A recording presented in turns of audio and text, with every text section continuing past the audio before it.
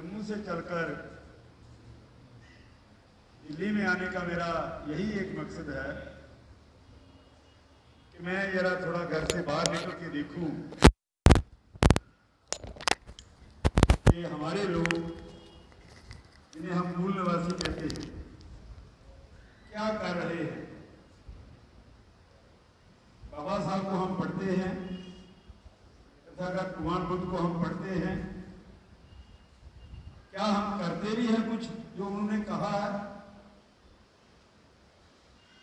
या ऐसे जय जयकार के नारे लगाते रहते हैं।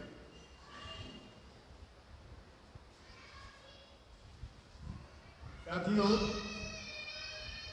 जब हम अपना इतिहास खोलते हैं और पढ़ते हैं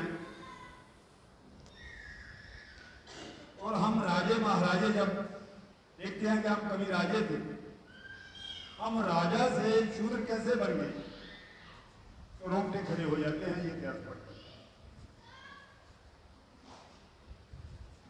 और मन में ख्याल आता है कि ऐसा क्यों हुआ, हमारे साथ ऐसा क्यों हुआ, और अब क्या वजह है कि हमारे बीच में एक इतने बड़े महान हस्ती, दुनिया में 6 नंबर के विद्वानों में हमारे देश का एक विद्वान है जो पैदा हुआ और जिन्होंने हमें रास्ता दिखाया और संविधान में हमारे हक हकूक जो है वो हमें दिए। लेकिन बड़ी विडंबना की बात है कि आज तक भी वो हक पूरी तरह से हमें नहीं मिल पाए। उसकी वजह सरकारें नहीं हैं, उसकी वजह हम लोग हैं। हम लोग जो जातियों में बटे हुए हैं, 6 या 743 जातियों में हम लोग बटे हुए हैं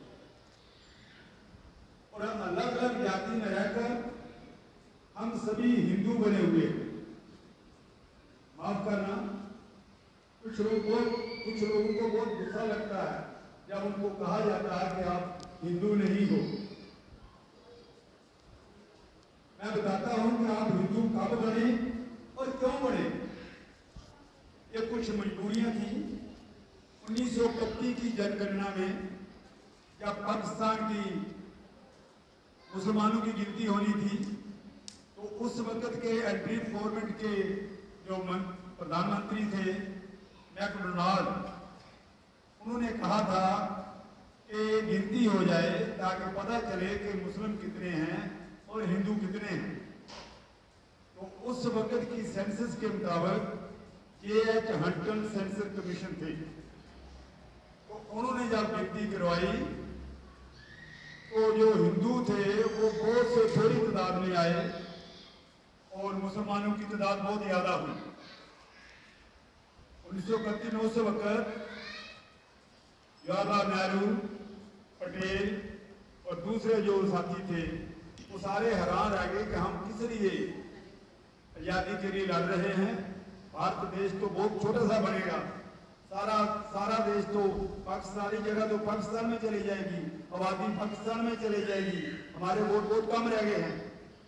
तो J.H. हंटन ने कहा कि कुछ ऐसी जातियां हैं जिनको पता ही नहीं है कि हम कौन हैं, उनको अपने आप का पता ही नहीं है। सरदार वो है नहीं है, क्रिश्चियन वो है नहीं है, सरदार बाकी और दूसरे मंडल वो है नहीं है। उनको पूछा जाता है कि आप किस धर्म से हो, उनका कोई धर्म नहीं है, वो आउटकास्ट है, अवर्ण लोग हैं। देखिए हिंदू में 4 वर्ण आते हैं, ब्राह्मण, क्षत्रिय, वैश्य और शूद्र। शूद्र वो लोग थे जो कारागिरी जानते थे, जो उनके साथ रहते थे, वो भी शूद्र। लेकिन प्रधान ने 4 पाई बनाई है, 4 पाई दे दी है और 4 पाई पर वो दोबारा जाकर बैठ नहीं सकता। हल बनाई है, हल प्रधान ने हल बनाई है, हल जोतने के लिए दे दी है उसको, दोबारा वो हल को हाथ नहीं लगा सकता। कुमार ने घड़ा बनाया है, घड़ा बनाकर स्वर्ण को दे दिया है, दोबारा वो घड़े से पानी नहीं पी सकता, घड़े को हाथ नहीं लगा सकता। इस किस्म की शूट। और जो हम लोग थे, जो अवर्ण लोग थे, जो इन 4 वर्णों में नहीं आते, उनको समाज से काट दिया था। वो समाज में दखलंदाजी नहीं कर सकते, गांव में नहीं रह सकते, झोंपड़ियों में रहते। तो जे चंड ने कहा कि ऐसे लोग जो हैं वो 1108 जातियां हैं। तो 1108 जातियां हैं, वो किसी धर्म में नहीं आती। तो फिर इन्होंने कांग्रेसियों ने कहा, अब कांग्रेसियों का नाम कर रहा, जो लोग उस वक्त कार्यकर्ता थे, पटेल हो गया, जवाहरलाल नेहरू हो गया और दूसरे जो थे, उन्होंने कहा कि जाओ उनकी गिनती करो और पेंसिल के साथ उनके फॉर्म में हिंदू लिखते जाओ। तो तब वो गिनती हिंदू बनी और आई। और बाबा साहब ने इन लोगों के लिए, जो अति शूद्र लोग थे, हम लोग जो समाज से कटे हुए थे, इनके लिए अलग देश की डिमांड जो है वो गोलमेज कॉन्फ्रेंस में प्राप्त करनी हुई थी। ये इनका अलग देश बने। और भी कुछ 4 डिमांडें थी तो बाबा साहब ने उधर ली, मैं उधर नहीं जाऊंगा। हम लोगों को मजबूरी हिंदू बना लिया गया। गांधी ने जब बाबा साहब ने कहा कि इनका देश अलग बनेगा, गोलमेज कॉन्फ्रेंस में कहा, तो अंग्रेज सरकार ने ये मंजूरी दे दी थी। उस वक्त खालिस्तान की डिमांड भी थी, पाकिस्तान की डिमांड भी थी। बाबा साहब ने प्रश्न किया था, अगर खालिस्तान अलग बन सकता है, पाकिस्तान अलग बन सकता है, तो फिर ये भारत क्यों नहीं, बहिष्कृत भारत क्यों नहीं अलग बन सकता? तो अंग्रेजों ने इस पर उनको दे दिया था, हक दे दिया था। अब गांधी ने कहा कि हम सब एक हैं, हम अपने देश की बात हम अपने देश में जाकर कर लेंगे। उसने भारत में आकर अपना अनशन रख लिया, मधुमत रख लिया, ये वाला जेल में रख लिया। और हमारे जितने अधिकार थे, गोलमेज कॉन्फ्रेंस के जितने अधिकार मिले हुए थे, सब तहस नहस हो। उन्होंने अपनी तरफ से वो गुना करके लिखा, अपनी तरफ से लेके बाबा साहब को मजबूर किया। हमारी झोंपड़ियाँ जला दी गई, हमारे लोगों का कत्ल करना शुरू कर दिया गया। तो लोग कहने लगे, बाबा साहब जिसके लिए आप देश की डिमांडें कर रहे हो और वो लोग तो मारे जा रहे हैं, उनकी झोंपड़ियाँ गाड़ी जा रही हैं, तो अब किस लिए अपना देश मांग रहे हैं? अंग्रेज सरकार ने कहा, बाबा साहब अब छोड़ो, थोड़ा अब मिल गया है, थोड़ा और मिल जाएगा, अब जिनको छोड़ो। ये तो बाबा साहब कहते थे, मुझे फांसी लगा दो, मुझे उल्टा लगा दो, मैं ये अधिकार नहीं छोड़ूंगा। महात्मा आए, महात्मा चले गए। महात्मा आते जाते हैं, मरते जाते हैं। बाबा साहब ने ये कहा था, महात्मा आते रहते हैं, जाते रहते हैं।